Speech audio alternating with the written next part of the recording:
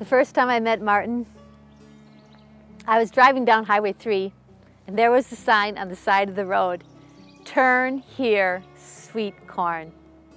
And I just whoop right in that driveway. Turn Here, Sweet Corn is a love story, and it's a book about relationships between Martin and myself, between us and our land, the land that we care for, that we're the stewards of, and our children, between us and the plants and the animals and the other life on this land, between us and our workers, and our customers' relationship with our land. I opened Turn Here, Sweet Corn with the story of a hailstorm. The hailstones were huge. They were 3-inch saucers. All of our crops were slashed. And the next morning when Martin and I walked those fields, it looked like complete devastation. As I looked closer, I could see that many of the plants would survive, that they would come back, and that the heart of those plants was still intact. When those plants were threatened by hail, it was like it stimulated them to go into overdrive production, and we had really excellent crops. So it was an amazing thing to witness, the power of the life force, how badly life wants to live and reproduce.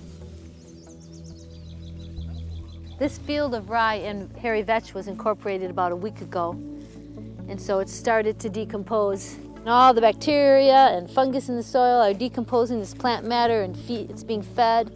The roots are breaking down, all the nitrogen nodules are working into the soil and becoming food for the next crop that will be grown here.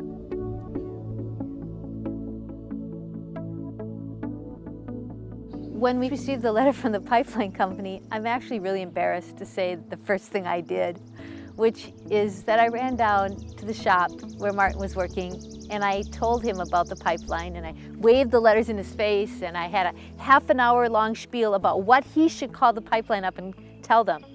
And he just looked at me and said, "They don't move pipelines, you call them." I loved this land at such a level that I couldn't allow the pipeline to go through, and I couldn't stop feeding our customers.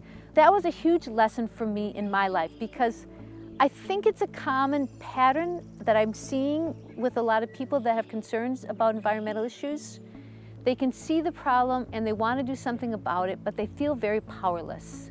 So I got to where, during the pipeline case, when I would get really exhausted and feel like what I was trying to do was impossible, I would say to myself, "Oh, how many people in the world have the opportunity to take on one of the largest privately owned companies in the world?"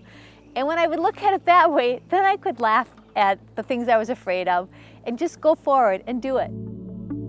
Turn Here, Sweet Corn is a book for everyone who eats, because it is about our fundamental relationship with food, and it's a love story about our relationship with land and nature.